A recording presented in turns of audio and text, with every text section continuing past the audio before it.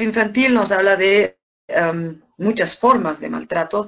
desde tipologías según los diferentes contextos del propio agresor, con tipos y subtipos, ¿no? En que pueden ser agresores provenientes de la familia o agresores que también son institucionales,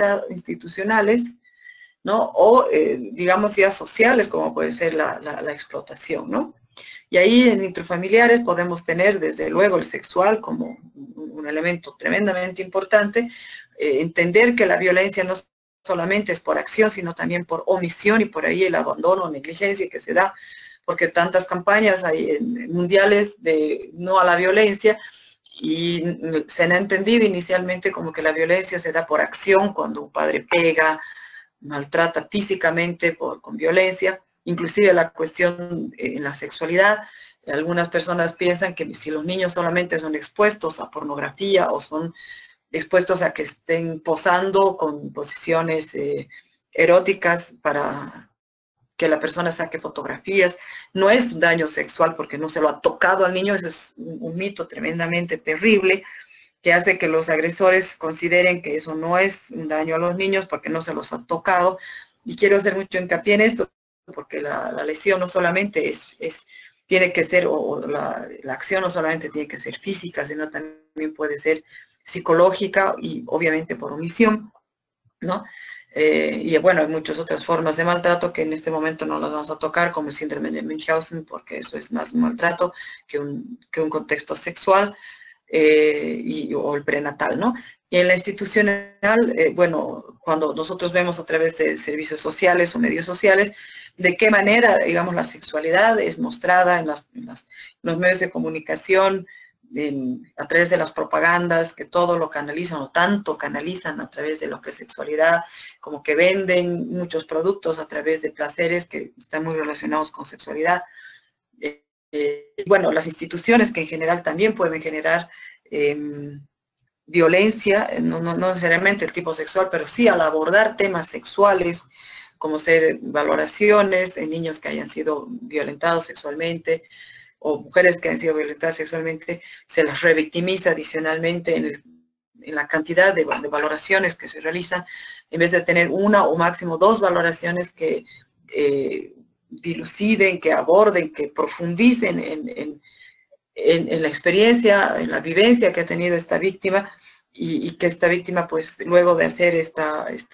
intervención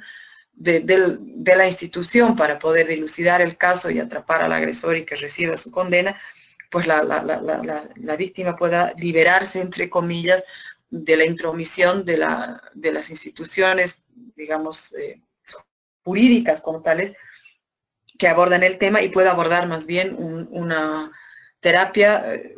pues, que la ayuda a superar esta situación, ¿no? Sin dañar o reduciendo los daños que ya habría sufrido con la violencia sexual. Desde luego que esto ya sería una prevención, digamos, de orden terciario prácticamente en nuestro país, y creo que en muchos otros países del mundo eso es ya algo que más bien nosotros hemos entrado un poco tardío a realizar esta ley, pero que tiene que ver con lo que es un anticipo de prueba. Es decir, cuando una niña, un niño, una persona que ha sufrido una victimización tremenda, en este caso sexual, pueda presentar su declaración de a quién identifica como el agresor, cuáles son los pormenores de cómo habría sucedido esta violencia, credibilidad de testimonio en la gran cantidad de niños cuando se quiere poner en duda la declaración del niño o de la niña. Entonces todo esto, esta valoración psicológica, por eso digo el aspecto jurídico institucional, que llega a ser una victimización también, llega a ser, debería ser o debe ser tratado a través de lo que es jurídicamente un anticipo de prueba, para que una vez que la víctima ha prestado su declaración de forma completa, ha sido valorada psicológica, médica, socialmente, pues ya no toque más aquello y todo esto sea grabado, y en el momento de un juicio pues solamente se presente al tribunal esta filmación donde la persona narra lo que le habría sucedido, identifica al agresor, etcétera, pero ya no es expuesta más adelante a este tipo de reexperimentaciones, aunque sea memorísticas, y verbales ante un tribunal de esta situación, porque también es una victimización tremenda, ¿no? Entonces, por eso es que me refiero a que el maltratante también puede ser una institución y nosotros podemos ser parte como administradores de justicia de esta otra forma de violencia que ya es, digamos, adicional, ¿no? Bueno, lo que es la explotación laboral y sexual, ahí está. La prevención es completamente distinta, donde la sociedad tiene que tomar conciencia de todo ello. El señor Corrado que me antecedía hablaba también de aquello, pero no desde otra perspectiva, ¿no? De todo esto de los tratantes, que es uno de los negocios más lucrativos, si no es el más lucrativo que existe hoy en el mundo, y que bueno, los padres, toda la sociedad tenemos que ser conscientes de ello y tener pues más cuidado de lo que es el uso de redes sociales, de lo que es que nuestros hijos conozcan a los riesgos a los que hoy por hoy con todo ello están expuestos, y bueno, reducir de alguna manera las formas más comunes que utilizan estos tratantes, tanto en la explotación laboral y sexual, para captar a sus víctimas futuras, y nosotros tenemos que ser muy conscientes de ello para adelantarnos a estas personas y que nuestros familiares, etcétera, no estén expuestos a este tipo de cuestiones. Y con ello, obviamente, son políticas de Estado, ¿no? Porque nosotros podemos tener hermosas ideas, pero si no accedemos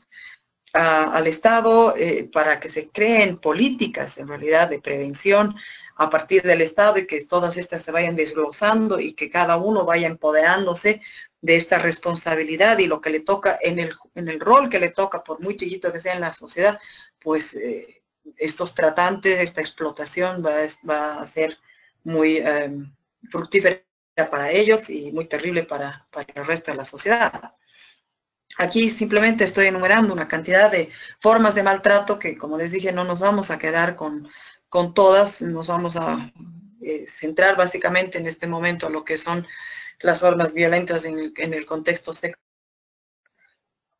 Bueno, indirectamente de la trata y tráfico también tiene un contexto sexual,